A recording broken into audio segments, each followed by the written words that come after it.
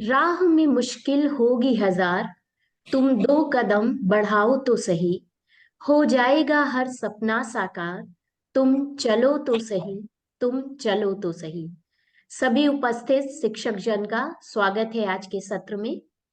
सत्र की सफलता एवं शैक्षणिक कार्यों की शुभ पूर्ति की मंगल कामना के साथ विद्या की देवी सरस्वती जी को प्रणाम करते हुए मैं कल्पना मिश्रा हिंदी माता परिवार की ओर से अपने हिंदी माता परिवार के संस्थापक डॉक्टर श्री परमानंद शुक्ल जी से इस सत्र प्रारंभ करने की अनुमति की इच्छा करती हूँ। सर। आपको पूरी तरह से अ, सबसे पहले तो मैं बता दूं कि किसी तरह से कुछ पूछने की जरूरत नहीं होती है। इस मंच पर जितने लोग हैं सभी को स्वतंत्रता है। और कल्पना मिश्रा जी एक बहुत ही अच्छी कोऑर्डिनेटर हैं और बेहतरीन शिक्षिका हैं। और आपके कुशल संयोजन में हिंदी माता परिवार के सभी सत्र बहुत ही अच्छे जा रहे हैं। हमें बहुत खुशी है आपके ऊपर। आप इस कार्यक्रम को धन्यवाद सर। प्रारंभ कीजिए। धन्यवाद सर। तो आज के सत्र के विषय का प्रशिक्षण देने के लिए मैं स्वागत करती हूँ हमारी दो विशिष्ट प्रवक्ताएं, मैम डॉक्टर रितु शर्मा मनोजा जी यहाँ उपस्थित हैं एवं हमारी दूसरी मैम चारुमती देसाई जी, दोनों यहाँ उपस्थित हैं। रितु मैम हिंदी माता परिवार की राष्ट्रीय अध्यक्षा हैं और उन्होंने यूपी बोर्ड, आईसीएसई बोर्ड तथा सीबीएसई बोर्ड में अध्यापन करके एक लंबा अनुभव प्राप्त किया है। कई सालों से वह हेड एग्जामिनर के पद पर कार्य कर रही हैं। नवाचारों का प्रयोग एवं भाषा में दक्षता उनका सर्वप्रथम प्रयास है। चारू मैम हमारी हिंदी माता परिवार की मीडिया प्रभारी हैं, राष्ट्रीय मीडिया प्रभारी हैं, हिंदी रत्न से सम्मानित हैं एवं हिंदी भाषा शिक्षिका, यूट्यूबर और हिंदी शिक्षण और प्रशिक्षण क्षेत्र में एक स्वतंत्र एडु ट्रेनर है। हिंदी भाषा के प्रति इन दोनों प्रशिक्षकों की अटूट प्रतिबद्धता छात्रों की वर्तमान पीढ़ी के लिए हिंदी शिक्षा को आकर्षक और प्रभावी बनाने के मिशन को बढ़ावा देती है। मैं दोनों से का स्वागत करती हूं और निवेदन करती हूं डॉक्टर रितु शर्मा मनोजा जी से एवं चारुमती मैम से कि अपना सत्र प्रारंभ करें।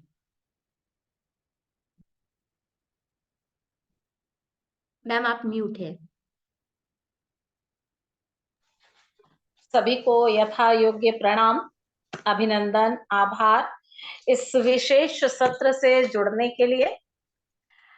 समास का नाम आते ही बच्चों के अंदर एक घबराहट सी पैदा हो जाती है। आज हम उसी को बहुत आसान ट्रिक के तरीके से समझाने की कोशिश करेंगे। मेरे साथ हैं मिसेस चारुमती जी। चारुमती मैम, आपका बहुत हार्दिक अभिनंदन और स्वागत है।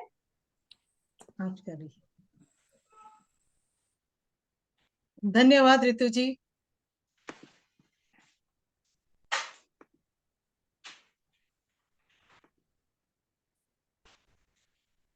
मैं अपना ये प्रेजेंटेशन हमारा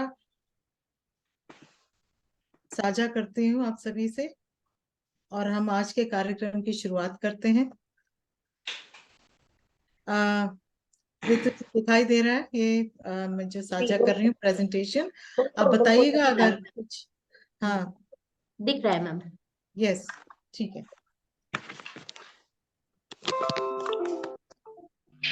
रितु जी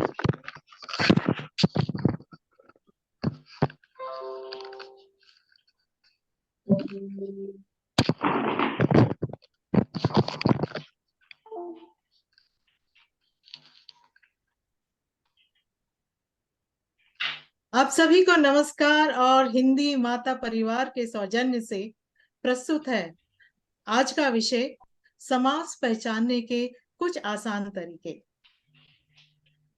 आप सभी ज्ञानी हैं और काफी वर्षों से आप इस विषय को पढ़ा रहे हैं।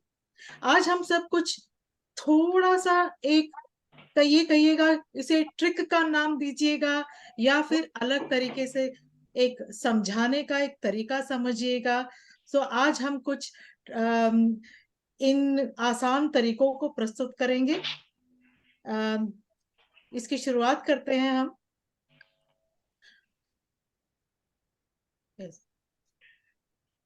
समास, और सबसे पहले इसकी हम परिभाषा देख लेते हैं। समास यानी कि सम, पास और प्लस आस यानी कि रखना और बैठना। समास का तात्पर्य होता है संक्षिप्तीकरण। इसका शाब्दिक अर्थ होता है छोटा रूप। दो या दो से अधिक शब्द मिलकर एक नया एवं सार्थक शब्द की रचना कर, एक मिनट यहाँ पे थोड़ा, रचना करते हैं। यह नया शब्द ही समास कहलाता है। एक छोटा सा उदाहरण लेते हैं यहाँ पर, सेना का पति। अब सेना का पति, ये पूर्ण 3 शब्दों के बजाय अगर हम एक शब्द कहें सेनापति, तो यह शब्द समास कहलाएगा। इसमें सेना पूर्व पद है और पति उत्तर पद, और एक समस्त पद क्या बन जाता है यहाँ पर, सेनापति। तो इसी का एक उदाहरण यहाँ पे लिया है। तो हम आगे बढ़ते हैं। इस समस्त पद में हाँ, मुख्यतः 2 पद होते हैं। एक पूर्व पद जिसे हम पहला पद कहते हैं, और एक उत्तर पद जिसे हम बाद का पद कहते हैं। इन दोनों को मिला करके ही एक समस्त पद का निर्माण होता है। जैसे पूजा घर, पूजा घर एक समस्त पद है। इसमें पूजा पूर्व पद है और घर उत्तर पद है। अब अगर हम इसका विग्रह करें तो हो जाएगा पूजा के लिए घर। उसी तरह से राजपुत्र एक समस्त पद है, जिसमें राज पूर्व पद है, अर्थात जिसे कहते हैं पहला पद, और इसके साथ ही पुत्र जो है वो हो जाता है उत्तर पद। और इसका विग्रह करने पर हमें शब्द मिलेगा राजा का पुत्र।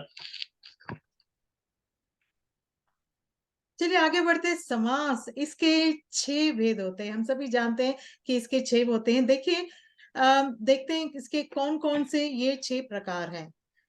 पहला है अव्ययी भाव समास, दूसरा है बहुब्रीहि समास, और तीसरा है तत्पुरुष समास, चौथा है कर्मधारय समास, और पांचवा है द्वंद्व समास, और छठा है द्विगु समास। लेकिन अब यह प्रश्न आता है कि इन 6 प्रकार को किस तरह से बच्चे याद रखें, है ना। कभी कभी समय के अभाव के कारण बच्चे इन नामों को ही भूल जाते हैं। कॉन्सेप्ट याद रहता है लेकिन नाम भूल जाते हैं। अब देखिए, अब एक छोटा सा एक ट्रिक है, एक तरीका है इन सभी प्रकार के नामों को याद रखने का। कैसे याद रखते हैं, आइए देखते हैं। ट्रिक है, अब तक दादी, अब तक दादी। अब क्यों, आपने सुना होगा एक्रोनिम, इंग्लिश में होता है एक्रोनिम, यानी कि एक शब्द से, जैसे कि टीचर, टी से क्या बना, ई से क्या बना, इस तरह से हम बचपन से पढ़ते आए। A for apple, B for boy, है ना, बी फॉर बॉल। तो यहाँ पे एक एक्रोनिम तैयार किया गया है, किससे, इस पद से, अब तक दादी। अब देखिए, अ से पहला शब्द हम लेते हैं अब में पहला अक्षर है अ। अब अ से बन गया अव्ययी भाव समास, और दूसरा अक्षर है अब में ब से बहुब्रीहि समास, ब बहुब्रीहि समास। अब फिर आता है तक, अगला शब्द त से तत्पुरुष समास, और क से बनता है कर्मधारय समास, और उसके बाद आता है दादी शब्द। तो पहला द द्वंद्व समास, और दी शब्द जो आखिरी अक्षर है हमारा द्विगु समास। ठीक है, अब तक दादी। तो ये शब्द बड़ा आसानी से बच्चों को याद रहेगा, और इसके साथ हर अक्षर से शुरुआत होने वाले समास का नाम भी तत्काल याद आ सकता है।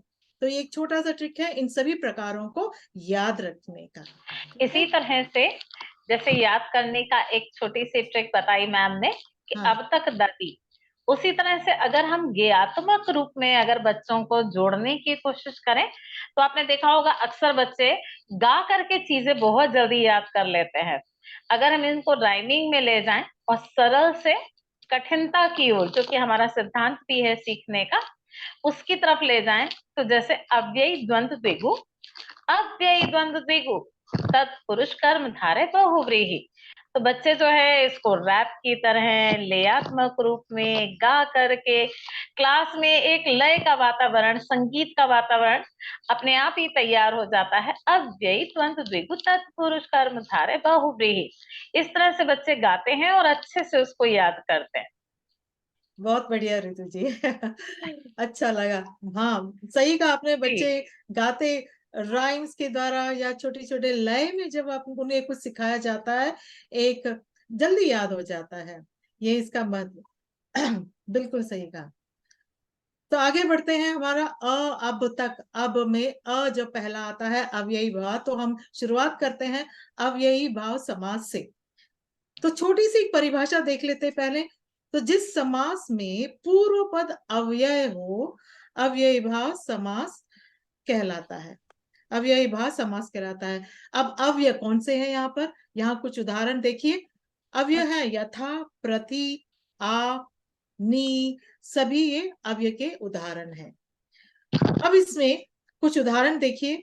यथा स्थान, यथा में तो सबसे पहले हम समास के ये इन शब्दों को विग्रह करें, इनका विच्छेद करें, इनको तोड़ें, इनको अलग करें, तो देखते हैं हमें अव्यय अलग मिलेगा और उसका दूसरा सार्थक शब्द भी अलग मिलेगा। जैसे कि यथास्थान, यथास्थान, यथा प्लस स्थान, यथा के अनुसार, है ना, तो स्थान के अनुसार बन जाता है सर। तो यथा हमें मिल जाएगा, ये है अव्यय, और स्थान एक सार्थक शब्द हमें मिलता है। पहला शब्द पूर्व पद अव्यय होता है और दूसरा शब्द एक अपने में एक पूर्ण सार्थक शब्द होता है। और एक और एग्जाम्पल देते हैं, आजीवन, आ प्लस जीवन, जीवन भर, यानी तो आ हो गया अव्यय भाव, अव्यय हो गया, और जीवन एक सार्थक शब्द होता है। इसी तरह से प्रतिदिन, प्रति एक अव्यय है और दिन एक अपने आप एक सार्थक शब्द है। यथा समय, यथा एक अव्यय है, समय एक सार्थक शब्द है। तो यहाँ पे एक ट्रिक बनती है, एक रूल बनता है। क्या रूल बनता है? देखिए, पहला शब्द, जिस पद में पहला शब्द उपसर्ग और दूसरा शब्द सार्थक शब्द होता है, वह अव्ययी भाव कहलाता है। तो पहला शब्द, ये सभी यथा, आ, प्रति, ये सभी उपसर्ग हैं। तो पहला शब्द। अब इसमें एक और तरह के आपको शब्द मिलेंगे इस अव्ययी भाव समास में, रातों रात, दिनों दिन। तो यहाँ पे देखिए कुछ अलग है।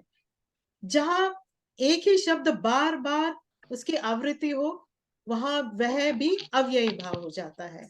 रातों रात, ये रिपीट हुए हैं शब्द, तो वह भी अव्ययी भाव।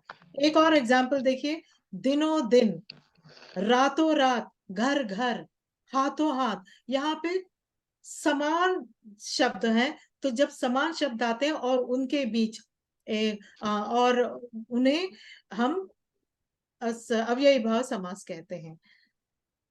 अब जैसे यहीं पे अव्ययी भाव समास की ही बात की जाए, तो अव्ययी भाव समास में एक चीज हमेशा बच्चों के दिमाग में, जहन में डाल दीजिए कि पहला पद उपसर्ग होगा अथवा अव्यय होगा। अव्यय अर्थात जिसका रूप नहीं बदलता। अब यथा स्थान शब्द है, एक छोटी सी बात, यथा का मतलब के अनुसार, यथा नाम, नाम के अनुसार, यथा रूप, रूप के अनुसार, यथा गुण, गुण के अनुसार। इसी तरह से प्रतिदिन, प्रतिवर्ष, प्रतिमाह। तो प्रति शब्द है प्रत्येक, तो प्रत्येक वर्ष, प्रति माह, प्रत्येक दिन। इस तरह से अगर हम बच्चों के दिमाग में ये कंसेप्ट क्लियर कर दें कि इस तरह से उनको घबराना नहीं है, अव्यय और उपसर्ग का अर्थ अगर उनको समझ में आने लगा है, तो इसका मतलब उनके लिए अव्ययी भाव समास को समझना सबसे आसान हो जाएगा। जी मैम। बहुव्रीहि समास, इस समास की सबसे बड़ी खासियत है, हम लोग अब तक पढ़े थे अब तक, तो अ हो गया अव्ययी और बा हो गया बहुव्रीहि समास। इस समास के समस्त पदों में कोई भी पद, दोनों ही पद प्रधान नहीं होता है, ना तो पूर्व पद प्रधान होता है ना उत्तर पद प्रधान होता है। दोनों ही पद प्रधान नहीं होते हैं, बल्कि कोई तीसरा पद प्रधान होता है, अर्थात वो किसी थर्ड पर्सन की ओर इंडिकेट करता है, तीसरे पर्सन की ओर इशारा करता है, वो प्रधान होता है। ज्यादातर अगर देखा जाए तो ये हमारे मैथोलॉजी से होते हैं, हमारे पौराणिक जो किरदार हैं उनको ही किसी ना किसी तरह से रूपायित करते हैं। तो ये बात हमें दिमाग में रखनी चाहिए। बहुत ही कम होंगे जो अपवाद स्वरूप लिए जा सकते हैं। और जब हम विग्रह करते हैं, है जिसका अर्थात, है जो उस अर्थात, है जिसकी अर्थात, इस तरह से हम किस है जिसके समान अर्थात इन शब्दों का प्रयोग हम विग्रह करते समय जरूर करते हैं। जी मैम। हाँ, 1 मिनट। ये जब बहुत देर तक रुक जाते हैं, 1 सेकंड, मुझे फिर से शुरू करना, शेयर करना होगा इसको। 1 मिनट।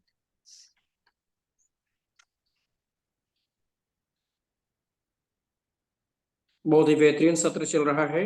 आप सभी से विनम्र निवेदन है, रिक्वेस्ट है कि आप सभी जो है फीडबैक फॉर्म जरूर भरेंगे।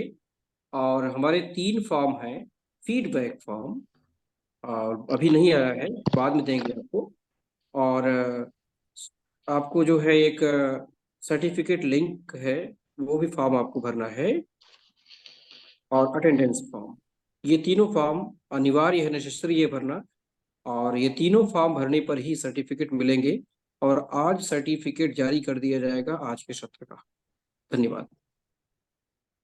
बहुत बहुत धन्यवाद सर। या, अच्छा, यहाँ भी कुछ उदाहरण दिए गए हैं। लंबोदर, लंबा है उदर जिसका, यानी कि गणेश। अर्थात गणेश जी। चतुर्भुज, 4 है भुजाएं जिसकी, विष्णु जी। और दशानन, 10 है आनन जिसके, रावण। और निशाचर, निशा अर्थात रात में विचरण करने वाला अक्षर, इसका यहाँ पे मैंने चित्र नहीं दिया है। पीतांबर, पीला है अंबर वस्त्र जिसका, अर्थात श्री कृष्ण।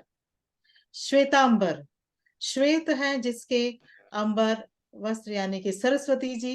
1 सेकेंड। और नीलकंठ, नीला है कंठ जिसका, शिव जी। तो यहाँ पे देखिए, अधिकतर यहाँ पे जितने भी बहुब्रीहि समास में के पद देखे आपने, ये देवी देवताओं से जुड़े हैं नाम। हाँ, अपवाद हो सकते हैं, एक्सेप्शंस हो सकते हैं जहां पर देवी देवताओं के नाम ना आए हो। ठीक है, आगे बढ़ते हैं हम अपना अगला तीसरा यानी कि तत्पुरुष समास। यहाँ देखते हैं हम, इस समास में दूसरा पद यानी कि उत्तर पद, उसे हम अंतिम पद भी कहते हैं, वह पद प्रधान होता है।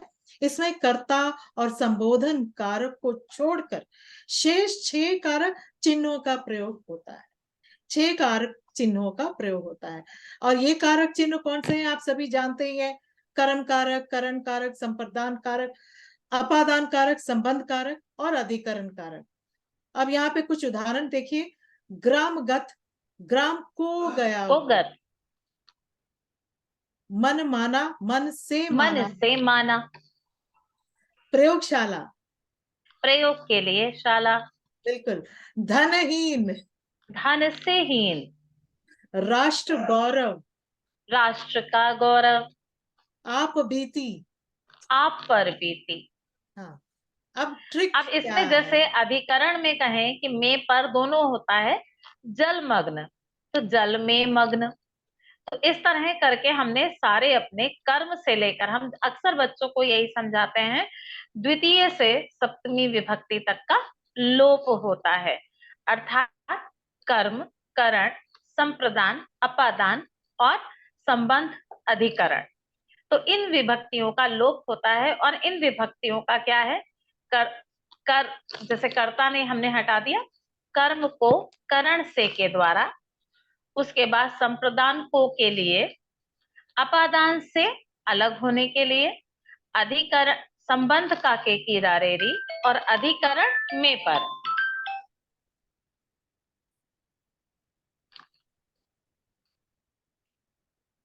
तो ट्रिक बनती है, समस्त पद बनाते समय आने वाले कारक चिन्हों को से के लिए, से अलग होने के लिए, का के की, में, पर आदि का लोप हो जाता है।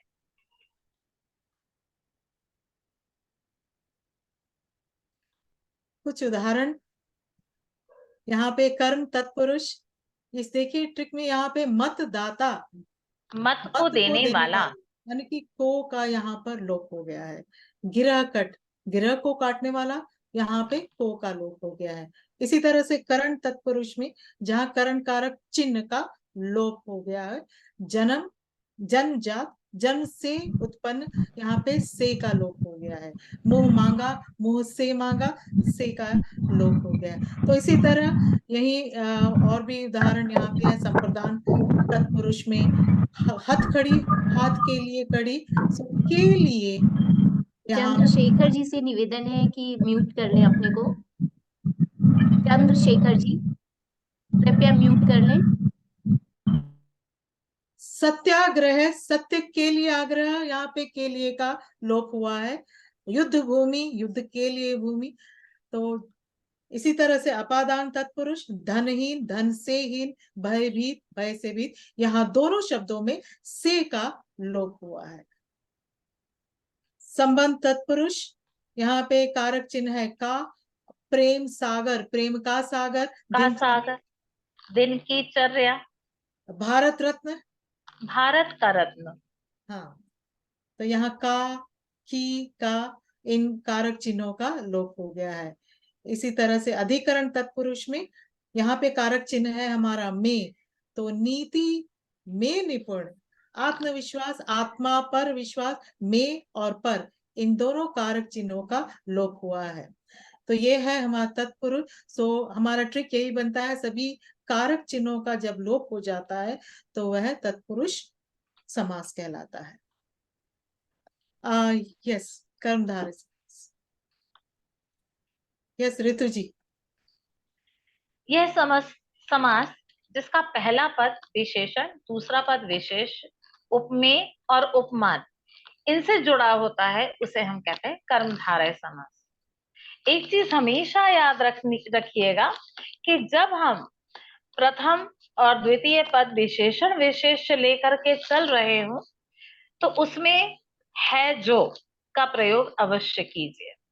अक्सर बच्चों को जो कठिनता के स्तर तक ले जाने की बात होती है, तो उस कठिनता के स्तर तक ले जाने के लिए सबसे जरूरी है कि उन बच्चों के सामने इस तरह के नीतियों को, इस तरह के जो ट्रिक्स हैं उनको साझा किया जाए और उनको क्लियर किया जाए कि कैसे बच्चे उनके द्वारा काम कर सकते हैं।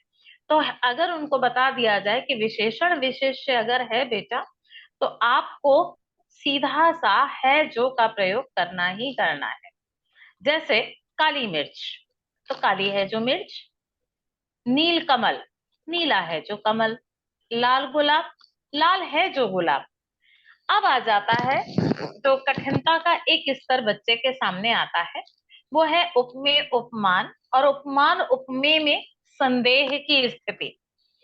ये बात हमेशा ध्यान रखिए कि अगर उपमेय पहले है कि किसी भी तरीके से जब हम बच्चों को समझाते हैं, बताते हैं, तो उस समय उपमेय अगर पहले है तो और उपमान अगर बाद में है, तो उनको ये क्लियर करना बहुत आवश्यक है कि उपमेय है क्या। तो उपमेय क्या है? जिससे तुलना की जाए, कि जिसकी तुलना की जाए। तो सीधी सी बात, जिसकी तुलना की जाए, और जिससे की जाए वो उपमान। तो उपमान पहले है और उपमेय अगर बाद में है तो के समान लगाना चाहिए, और यदि उपमेय पहले है और उपमान बाद में है तो उसमें रूपी शब्द का प्रयोग किया जाना चाहिए। जैसे कि है चरण कमल, तो कमल के समान चरण। कनक लता, तो कनक के समान लता। कमल नयन, तो कमल के समान नयन। प्राण प्रिय, प्राणों के समान प्रिय। चंद्रमुख, चंद्र के समान मुख। Yes ma'am.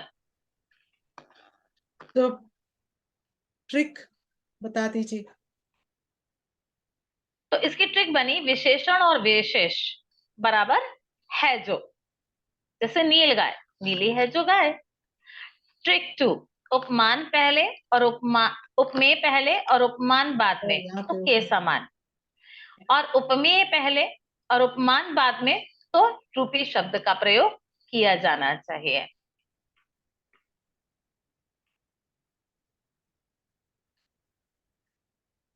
संभवतः इस ट्रिक से आप सभी सहमत होंगे।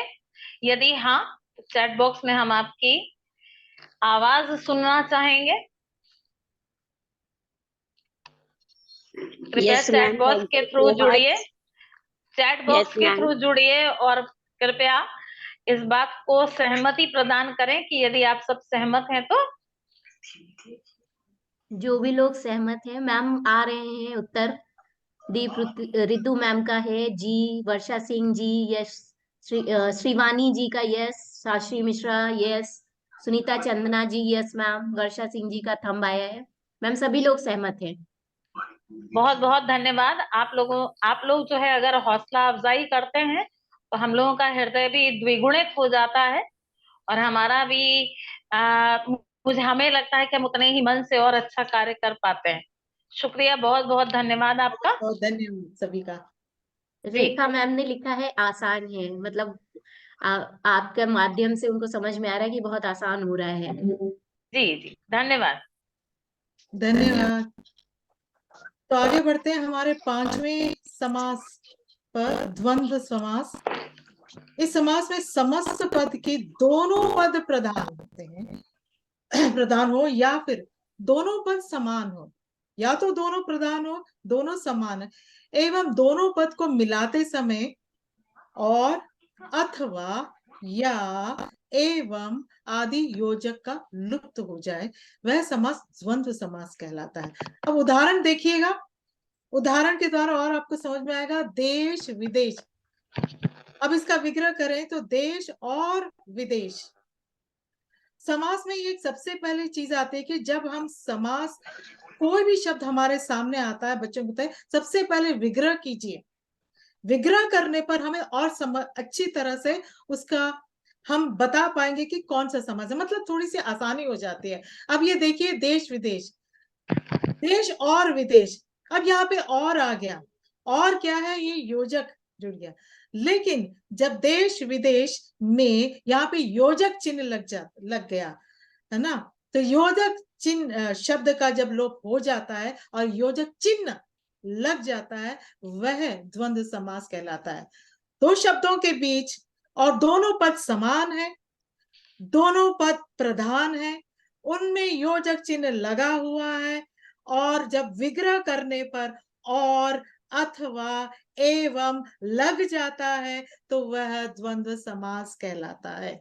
और उदाहरण देखिए, रात दिन, अब देखिए योजक चिन्ह आ गया, और अगर हम विग्रह करेंगे तो क्या लगेगा, रात और दिन।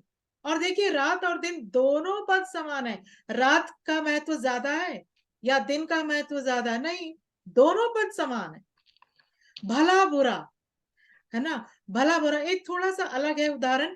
भला और बुरा ये दोनों थोड़े से उल्टे अर्थ वाले शब्द बन रहे हैं। भला विलोम बनता है बुरा, तो कभी कभी ये एक और यहाँ पे बात आती है इस द्वंद्व समास में पहचान करने की, कि द्वंद्व समास में दोनों उल्टे अर्थ शब्दों में भी आ सकते हैं, यानी कि विलोम शब्द भी हो सकते हैं। अब एक और देखिए, छोटा बड़ा, छोटा बड़ा में योजक चिन्ह आ गया, अब विग्रह कर, और देखिए दोनों विलोम है, छोटा और बड़ा विलोम है। तो ये एक और है कि अगर विलोम शब्द हो और उन्हें योजक चिन्ह लगा हो तो बिल्कुल ही वह द्वंद्व समास है, कोई भी इसमें डाउट नहीं है कि कोई और भी समास हो सकता है। योजक चिन्ह लगा है, ऑपोजिट वर्ड्स हैं या दोनों प्रधान है, द्वंद्व समास। बहुत ही आसान है द्वंद्व समास को पहचानने का। एक और देखिए, भूल चूक, इसके साथ योजक ही चिन्ह लगा हुआ।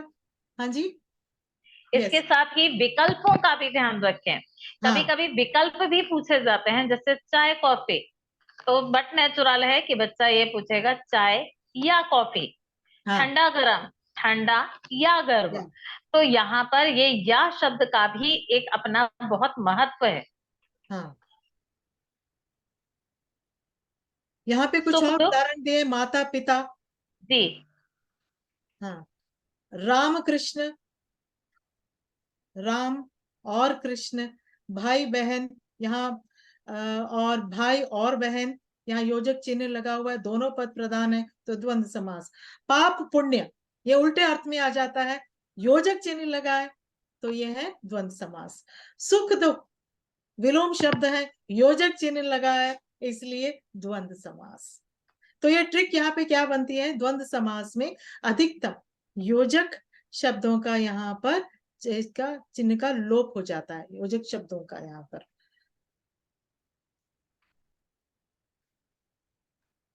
एक मिनट, यस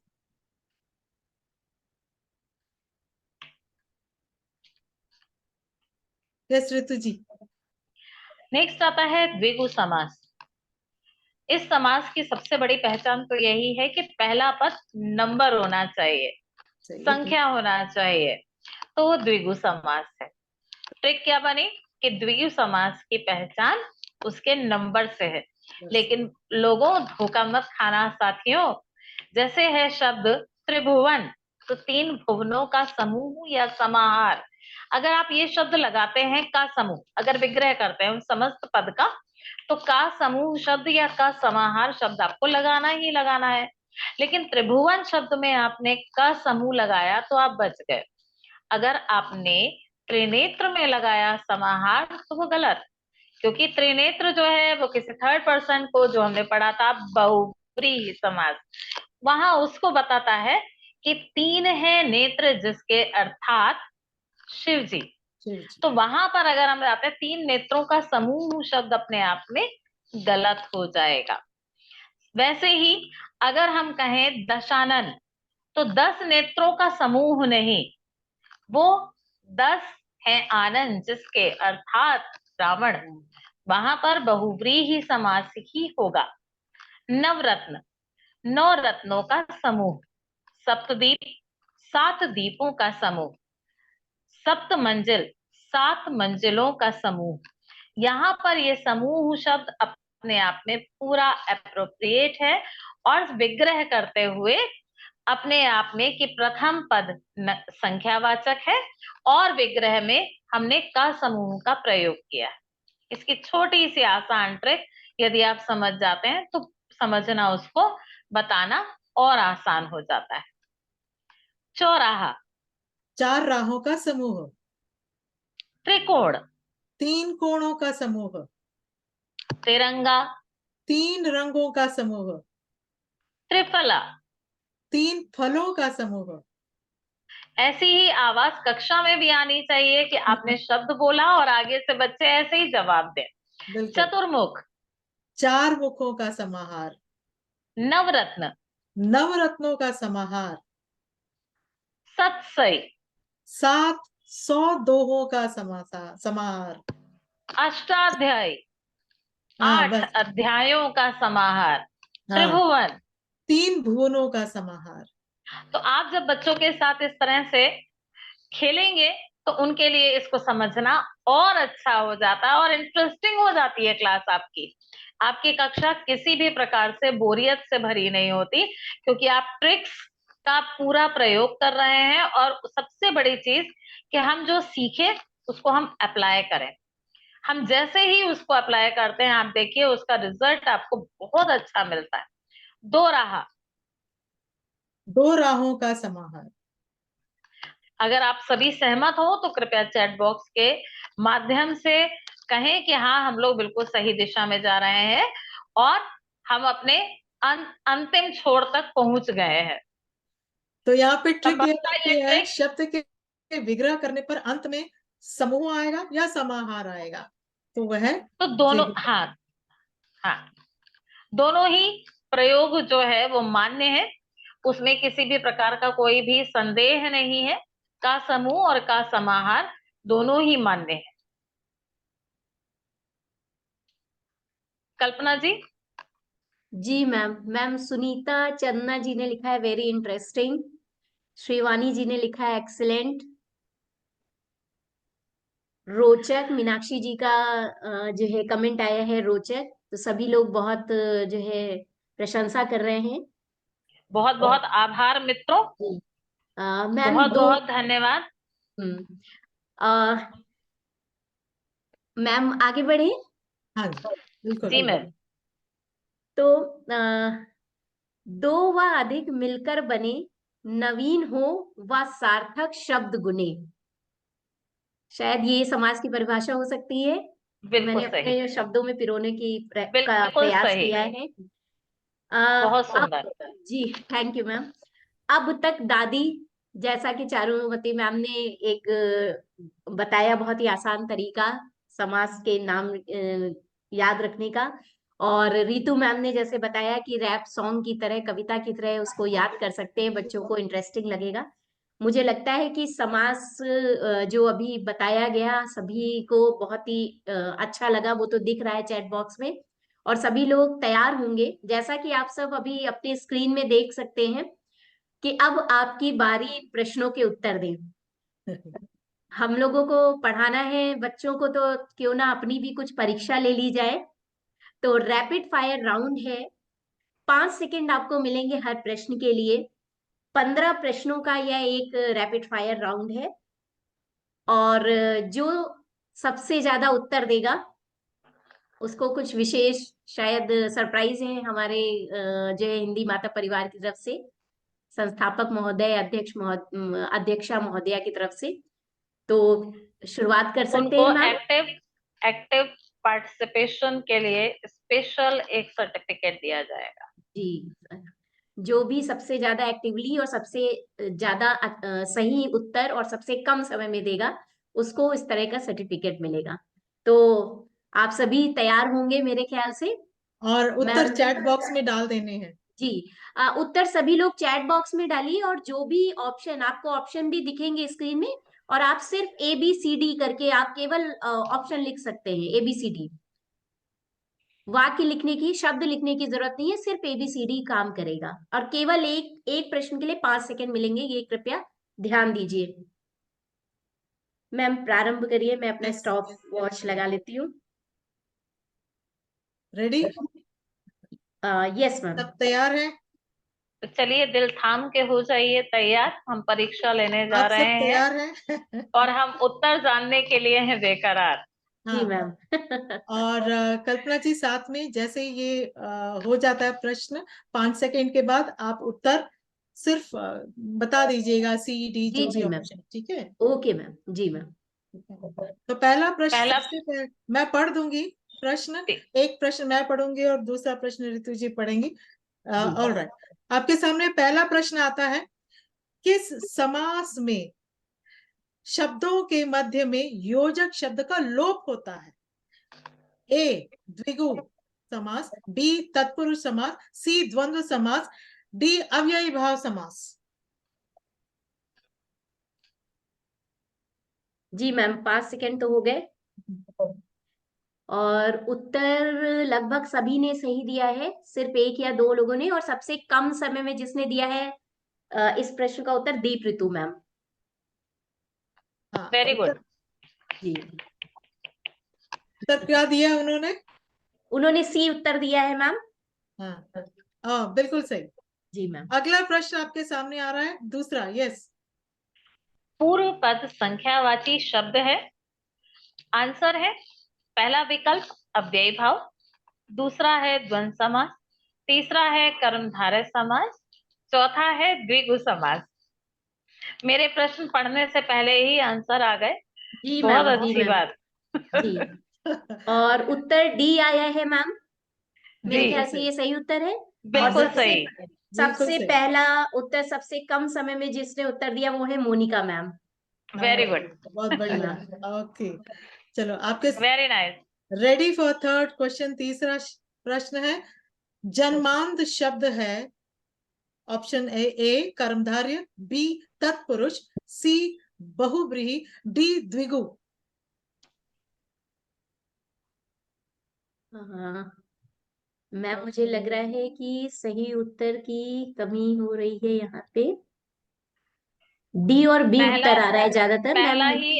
पहला ही आंसर बिल्कुल सही आया है, जी। और मुझे पूरी उम्मीद थी कि सी और बी में टाई होगा। मैम इसका उत्तर क्या सही है चारुमती मैम? ए है।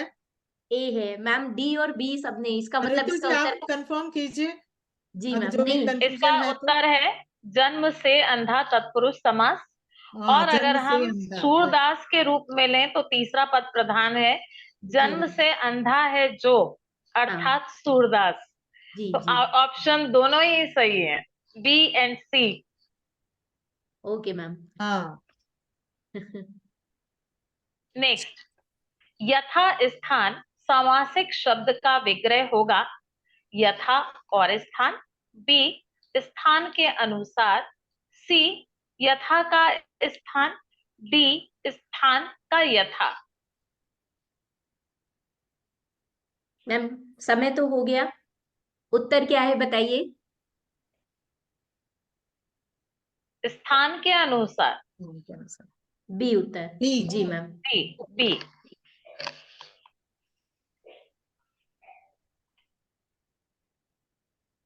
आपने देख लिया? नेक्स्ट, मैम एक मिनट। हाँ हाँ, जरूर।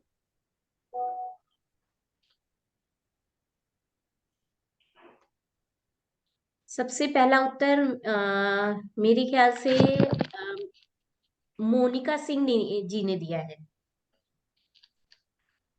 मोनिका सिंह जी ने। ओके। माला सिंह, माला सिंह। माला सिंह जी, अच्छा अच्छा। माला जी। जी। Okay sir, thank you sir. जी अच्छा, मैम अगला। नेक्स्ट, आपके सामने पांचवा प्रश्न आ रहा है। जिस समास में दोनों पदों के माध्यम से एक विशेष यानी कि तीसरे अर्थ का बोध होता है उसे कहते हैं ए अव्ययी भाव, वेरी बी गुड। द्विगु, सी तत्पुरुष और डी बहुव्रीहि। मैम आपका आंसर आने से पहले ही सब आ गए और पहला आंसर दिया है माला जी ने, हाँ, डी बहुव्रीहि। बिल्कुल सी, डी सही आंसर। जी। मैम माला जी ने दी या एक ये उत्तर ये सैमसंग एसएम करके है, शायद इन्होंने सबसे पहले उत्तर दिया है, नाम नहीं लिखा हुआ है। अच्छा, ठीक है, ठीक है। तो अच्छा, माला जी और सैमसंग जी जो भी है इनके बीच में टाई है इस प्रश्न के लिए। ओके, जी। ऑलराइट। तो छठा प्रश्न है आपके सामने। नेक्स्ट, मारपीट मार पड़ी। मारपीट में कौन सा समास है? ए बहुव्रीहि, बी द्वंद्व, सी तत्पुरुष, डी द्विगु। जी मैम, मारपीट में बी उत्तर होगा। जी। G B. मैम, माला जी ने उत्तर दिया है, माला जी जीत गुड। रही है। माला जी, सातवां लगता है प्रश्न। कि जीत की माला आप ही के जो है वो ग्रीवा में सुशोभित होगी। जी मैम। अच्छा, अग्रिम आगे बढ़े। शुभकामना। जी ठीक है, आगे बढ़ते हैं। सातवां प्रश्न आपके सामने आ रहा है। काली मिर्च में कौन सा समास है? ए कर्म धारय, बी तत्पुरुष, सी अव्ययी भाव, डी बहुव्रीहि। मैम, मीनाक्षी जी ने ए उत्तर दिया है। उत्तर सबसे कौन सा पहले सही है? कौन सा यही उत्तर सही है? है, यही यही सही है। तो सही है। मीनाक्षी जी ए ने, सही है। जी तो मीनाक्षी जी ने सबसे पहले उत्तर दिया है। जी जी। जी। बहुत बढ़िया, आगे बढ़े। जी मैम। निर्विकार शब्द में कौन सा समास है? ए द्वंद्व समास, बी द्विगु, सी अव्ययी भाव और डी तत्पुरुष। मैम उत्तर सही कौन सा आएगा? सी सी अव्ययी भाव। अव्ययी हाँ, भाव। तो मैम मीनाक्षी जी ने पुनः सही उत्तर हाँ, दिया है। मुझे लगा है कि ये प्रतिस्पर्धा काफी नेक टू नेक हो रही है। जी। और ये प्रतिस्पर्धा तभी अच्छी होती है जब प्रतियोगी सब प्रतिस्पर्धा की दृष्टि से उसमें खेले और जी। सभी चाहते हैं कि बाजी हम ही मार लें, हम ही जीत लें। Very nice. Very good. चलिए, नवा प्रश्न। अन्न जल में कौन सा समास है? ए बहुव्रीहि, बी द्वंद्व समास, सी तत्पुरुष और डी द्विगु समास। मैम कौन सा उत्तर सही है? B. B. Mamta ji. Mamta ji, Mala Singh, Mala Singh. Mala first is Singh, Mala Singh. Yes ma'am. सबसे पहला उत्तर नहीं, माला से हाँ जी, जी सर, डी उत्तर सही है। डी नहीं, बी मैम। बी सही है, तो माला सिंह जी ने डी उत्तर दिया है सर। तभी मैंने बोला ममता जी है। जी, जी मैम। ममता जी। चलिए आगे बढ़। नेक्स्ट। दोनों का नाम एक ही जैसा है, मिक्स में है जी ना। सर, जी सर, जी सर, ममता जी ने दिया है पहले उत्तर। जी। 10वां प्रश्न पढ़िए। नेक्स्ट। हमारा 10वां प्रश्न 10वां प्रश्न है, देश विदेश में कौन सा समास है? ए तत्पुरुष, बी कर्मधारय, सी द्वंद्व, डी अव्ययी भाव।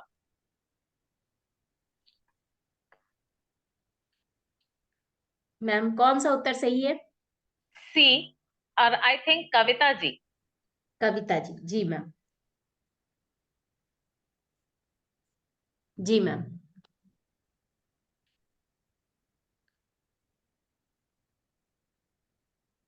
नेक्स्ट। आपके सामने 11वां प्रश्न है, आ परमेश्वर गया में मैम। कौन सा समास है? ए बहुव्रीहि, बी अव्ययी भाव, सी कर्मधारय, डी तत्पुरुष।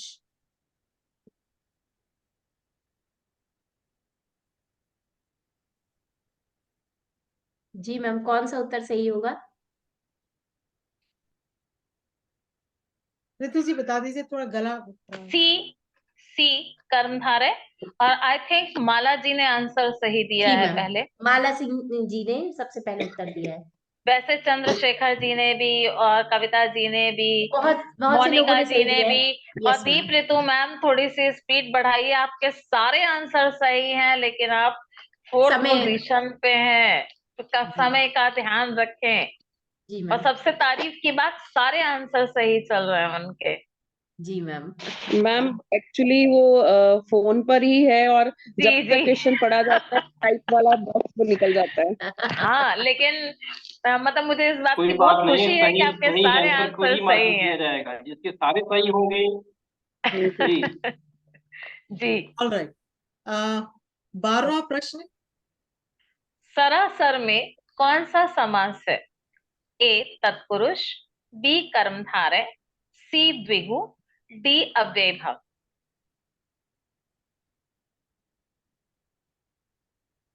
कौन सा उत्तर सही है मैम?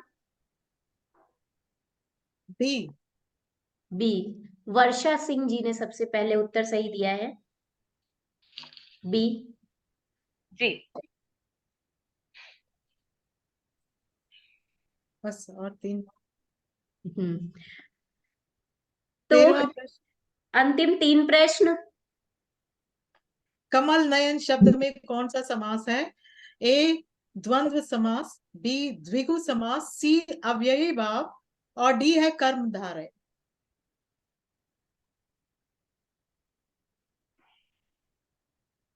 उत्तर कौन सा सही होगा मैम? डी। डी। डी। मेरे ख्याल से शशि जी ने दिया। शशि जी, मैम मुझे लग रहा है कि वर्षा जी ने दिया है। अच्छा, हो सकता है वर्षा जी ने। जी। जी।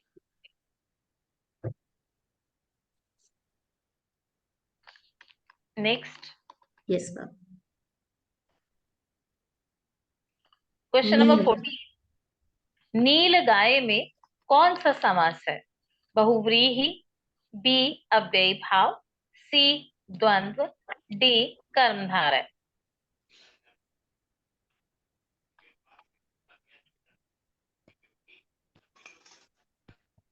कौन सा उत्तर सही होगा ma'am? D. D. D. Ma'am Kavita Midha ji ने सबसे पहले जी, उत्तर कविता सही दिया। मेधा। जी जी। मैम। आखिरी प्रश्न, और किस यहाँ पे शब्द में अव्ययी भाव समास है? ए यथाविधि, बी प्रजापति, सी शुद्ध जल, और डी वनवास। कविता जी ने आंसर कर दिया, बाकी सबने भी बिल्कुल सही आंसर चुना है। लेकिन आप सबसे जो है पहले कविता जी। प्रशंसा के पात्र हैं। जी। आप सभी प्रशंसा के पात्र हैं और सभी तालियों के हकदार हैं।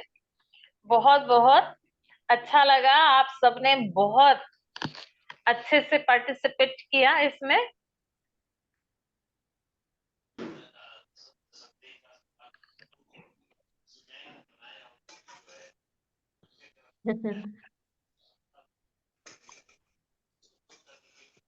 कल्पना जी, हाँ, हमारे स्कोर बोर्ड हमारा क्या कहता है?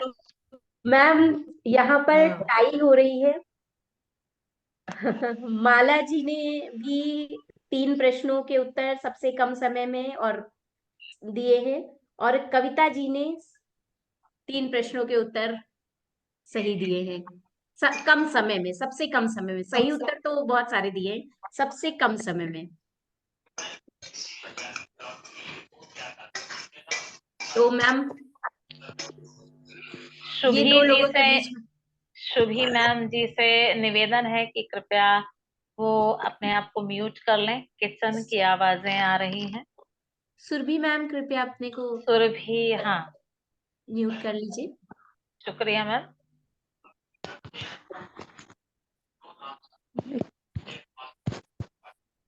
विजेता विजेता कौन है मैम?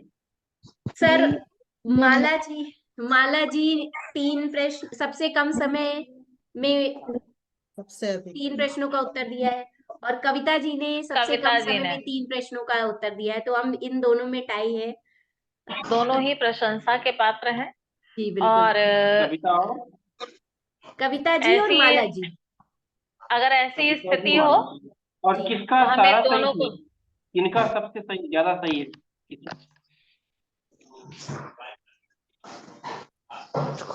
सर उत्तर तो दोनों लोगों ने सही दिए हैं सभी। यहाँ पर समय के अनुसार इन दोनों में टाई हो रही है। अच्छा, और जी सभी ने, इन दोनों लोगों ने सारे प्रश्नों का उत्तर सही दिया है। हाँ, उत्तर सही दिया है सर। सारे प्रश्नों का उत्तर सही जी दिया। जी तो सभी को जो है, दोनों लोगों को विजेता घोषित किया जाता है। ठीक है, दोनों लोगों को विजेता घोषित किया जाता है, माला सिंह जी और कौन है? कविता जी। कविता जी। कविता कविता जी। जी सर। तो माला सिंह जी और कविता जी से मैं चाहूंगा कि एक एक, मतलब 30-30 सेकंड का अपना विचार रखें, माला सिंह और कविता जी। लेकिन अभी तो अवार्ड की घोषणा नहीं हुई, सम्मान की घोषणा नहीं हुई अध्यक्षा जी के द्वारा। जी मैम। जी सर। जी, अध्यक्षा रितु जी। रितु मैम। माला जी और कविता जी, आप दोनों को बहुत बहुत हार्दिक शुभकामनाएं, बधाई। और आज के सत्र में एक्टिव पार्टिसिपेशन के लिए आपको सहभागिता का एक सर्टिफिकेट अलग से प्रदान किया जाएगा। तो आपको अगेन एक बार फिर से शुभकामनाएं। चारू मैम, आप क्या कहना चाहेंगी? हाँ, बहुत अच्छा लगा कि आप सभी ने बहुत ही अच्छी तरह से पार्टिसिपेट किया और ये ध्यान से सुना, ध्यान से पढ़ा और अपने जो कहते हैं एक्टिव होके आपने इस पर पार्टिसिपेट किया, तो बहुत अच्छा लगा। अब आप सभी को बहुत बहुत धन्यवाद। आपने इन ट्रिक्स का बहुत लाभ बहुत। उठाया और फौरन अप्लाई किया, ये सबसे तारीफ की बात थी। अब मैं चाहूंगा कि Mala Singh 30 second, 30 second, only 30 second, Mala Singh.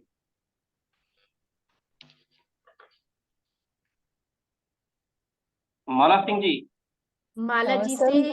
जी सर मेरा वीडियो मुझे पता नहीं कि आ रहा है या नहीं आ रहा है। मैंने वीडियो ऑन किया है, क्या मेरी आवाज आ रही है आपको? मैम आवाज आपकी आ रही है, वीडियो नहीं, आप दिख नहीं रही है। अच्छा, पता जी नहीं मैम, वीडियो मेरी तरफ से ऑन है, अगर आप देखेंगे तो बहुत बहुत धन्यवाद सर, आज आपसे मेरी बात भी हुई थी। कोई बात नहीं, आप और बोलिए बोलिए। जी बहुत बहुत धन्यवाद मैम, बहुत अच्छे से समझाया आपने। एक छोटा सा डाउट था मेरा, मैंने शुरू में चैट बॉक्स में भी डाला कि समास, कई बार कक्षा में बच्चे पूछ लेते हैं कि हम अनेक अर्थों, अनेक शब्दों के लिए एक अर्थ, एक शब्द पढ़ रहे हैं और फिर हम समास पढ़ रहे हैं, तो ग्रामर के 2 टॉपिक पढ़ाने की क्या जरूरत है? तो मुझे इस पे थोड़ा सा आपका मार्गदर्शन चाहिए था कि हम बच्चों को क्या बता सकते हैं इस बारे में।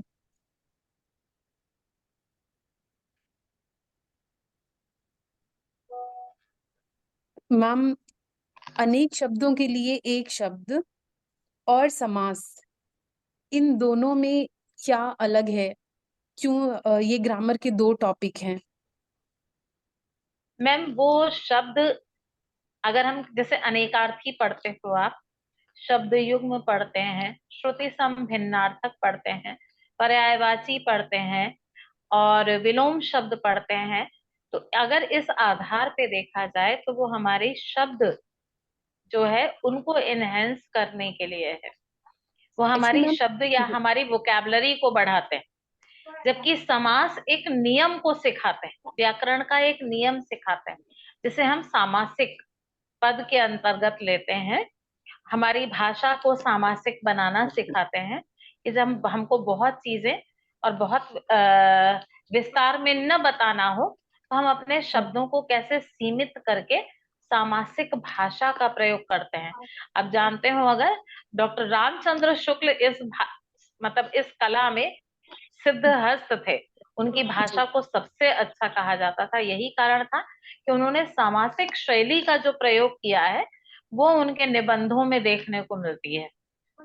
जबकि जबकि अनेक शब्दों के लिए एक शब्द, ये हमारी शब्दों से ही पता लग रहा है कि वो हमारे शब्दों को एनहेंस करने के लिए, हमारी वोकैबुलरी, हमारी शब्द सीमा को बढ़ाने के लिए, उस ज्ञान के अंतर्गत अगर हम देखें तो विलोम, पर्यायवाची, अनेकार्थी, श्रुति संभिन्नार्थक, इस तरह के शब्दों का प्रयोग किया जाता है, इस तरह की चीजों का प्रयोग किया जाता है। उसमें नियम नहीं है, उसमें कोई व्याकरण सम्मत किसी भी प्रकार का कोई जो अवधारणात्मक कहा जाए संज्ञान नहीं दिया जाता। जी मैम, तो मतलब समास के शब्द हम अनेक शब्दों के लिए एक शब्द में अगर कक्षा में कराएं तो वो गलत होगा या सही अगर वो होगा? किसी नियम से बंध कर आप कर रहे हो तो वो जी, सही, यदि वो अच्छा, नियम को फॉलो कर रहे हैं मैम तो वो जी, सही। लेकिन जैसे नील गाय है मैम, मान लीजिए, तो जी, ये जी, अनेकार्थी तो नहीं है कि अनेक शब्दों के लिए एक शब्द तो नहीं है वो, या परमेश्वर शब्द का प्रयोग अगर आप कर रहे हैं तो ये अनेकार्थी में तो ये शब्द नहीं आता है, ये एक नियम है। आप बच्चों को ऐसे समझा सकते हैं, बहुत बढ़िया, आप लोगों का है। वो मैं अव्ययी इंटरफेयर कर रहा भाव हूँ। से वो अव्ययी भाव से समझ सकते हैं इस चीज को। जैसे वो यथा स्थान के स्थान के अनुसार इसको कह सकते हैं कि अनेक शब्दों के लिए एक शब्द है, लेकिन आप जी, बाकी उदाहरण दे करके अगर देखिए तो कहीं भी कोई भी समास, केवल अव्ययी जी, भाव को छोड़ करके कोई भी समास किसी भी तरह से अनेकार्थी की श्रेणी में आता ही नहीं है, ओके, थैंक यू है मैम। ना? चलो, जी, जी, जी, बहुत बहुत मैं इस धन्यवाद पर एक इसी आपका। क्रम में मैं चाहूंगा, एक मिनट में, अब इसी क्रम में चाहूंगा माला सिंह जी, आपकी जितनी भी डाउट हैं वो आप डायरेक्ट मैम से पूछ सकती हैं, जी, जी, आपको जी, नंबर प्रोवाइड कर दिया जाएगा। और बहुत बहुत जी, धन्यवाद आपको, आपने प्रश्न किया। और सभी से मैं प्रश्न की जिज्ञासा रखता हूँ, आगे भी आप लोग प्रश्न करते रहिए, शंका समाधान करते रहिए। और दूसरा जो है, मैं कौन थी मैडम, क्या नाम था, कविता मैडम, कविता कविता जी। मैडम से मैं चाहूंगा कि 30 सेकेंड अपना विचार गुड रखें। Evening sir. सर, हिंदी माता परिवार से मैं काफी समय से जुड़ी हुई हूँ, मेरा बहुत इंटरेस्ट है और बहुत कुछ सर मुझे सीखने को मिला है। मैं काफी मोटिवेट होती हूँ आपकी बातों से। पहले सर मैं छोटी क्लासेज में टीच करती थी, यूकेजी क्लास में, अब मैं हिंदी क्लास पढ़ा रही हूँ। और सर मुझे चारुमती मैम से भी, रितु मैम से भी मैं काफी इम्प्रेस हुई हूँ। और इनके सेमिनार में पूरी मेरी कोशिश रहती है कि मैं आपके सेमिनार जरूर अटेंड करूं, क्योंकि मुझे आपसे सीखने को बहुत कुछ मिला है सर। बहुत आपका मोटिवेट करते हो आप, हमें बहुत कुछ सिखाते हो सर। बहुत बहुत धन्यवाद। बहुत बहुत धन्यवाद मैम। हम लोग सभी अभी अध्ययन और अध्यापन एक सतत चलने वाली प्रक्रिया है, और एक शिक्षक, जो कहा जाता है ना, अध्येता भी होता है, अध्ययनशील ना हो तो वो अध्यापक हो ही नहीं सकता। ये चीज हमको अध्यापक शब्द में ही मिल जाती है। एक अध्येता है, इसके अलावा ध्यान उसका सबसे ज्यादा नितांत आवश्यक है। यदि वो छोटी छोटी बातों का ध्यान न रखे तो वो अध्यापक नहीं हो सकता है। यत्न करता है इसीलिए वो अध्यापक है, और परिवर्तन चाहता है इसलिए वो अध्यापक है, और कर्मशील है इसलिए वो अध्यापक है। तो अध्यापक की तो परिभाषा ही यही है कि निरंतर अध्येता बन करके वो ध्यान रखे, यज्ञ करे, यत्न करे और साथ ही परिवर्तन की अपेक्षा से कर्मशील रहे। ये अध्यापक की एक बहुत छोटी सी व्याख्या है। तो हम सब उसी कर्म में जुटे हुए हैं। बहुत धन्यवाद बहुत सर। धन्यवाद। बहुत ही बेहतरीन सत्र आज का रहा है। और आप लोगों ने जिस तरह से आज के सत्र का प्रारंभ किया है, मैं सबसे पहले अपने दोनों रिसोर्स पर्सन के लिए एक बार जोरदार क्लैपिंग करना चाहूंगा। अपने आपको सभी लोग जो है म्यूट करके क्लैपिंग करें, जोरदार क्लैपिंग धन्यवाद करें। सर। बहुत बहुत और धन्यवाद सर। बेहतरीन, बहुत ही बेहतरीन और सबसे बढ़िया कार्यक्रम का संचालन किया जो है कल्पना मिश्रा जी ने।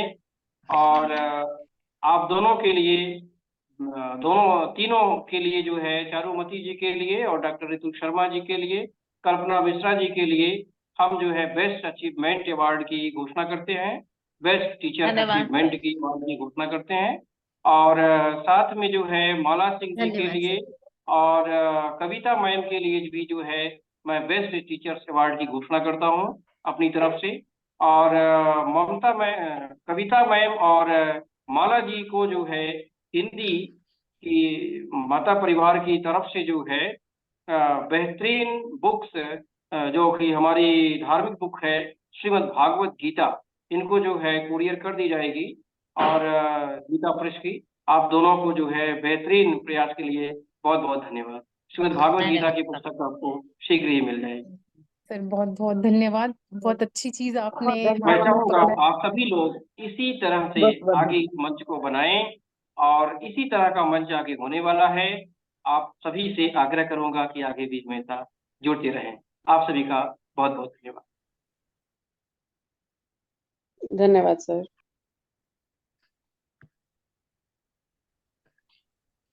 धन्यवाद सर। सत्र का समापन हो चुका है। सभी लोग जो है लेफ्ट कर सकते हैं। धन्यवाद। सर फीडबैक फॉर्म आपने दिया है क्या?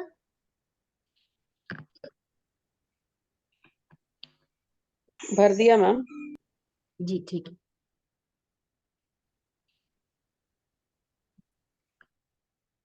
मैम फीडबैक फॉर्म ग्रुप में है या यहीं पे है मैम यही चैट बॉक्स में है। मैम? ओके ओके, हाँ जी मैम, थैंक यू मैम।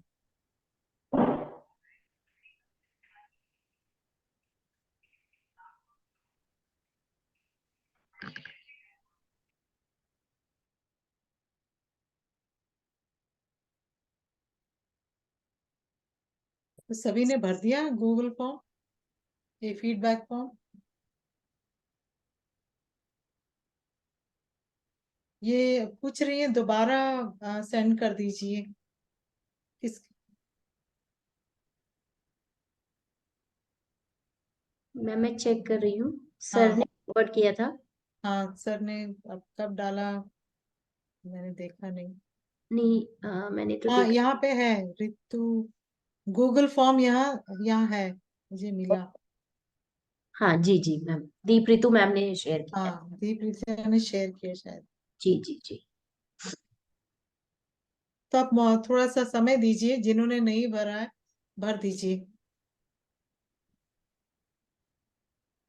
जो लोग फॉर्म चुके हैं वो छोड़ सकते हैं मीटिंग, बाकी लोग इसको भर के हाँ, लीव। जिन्होंने जो फॉर्म रह गया है, जो फॉर्म भर ले उसके बाद वो मीटिंग लीव कर सकते हैं।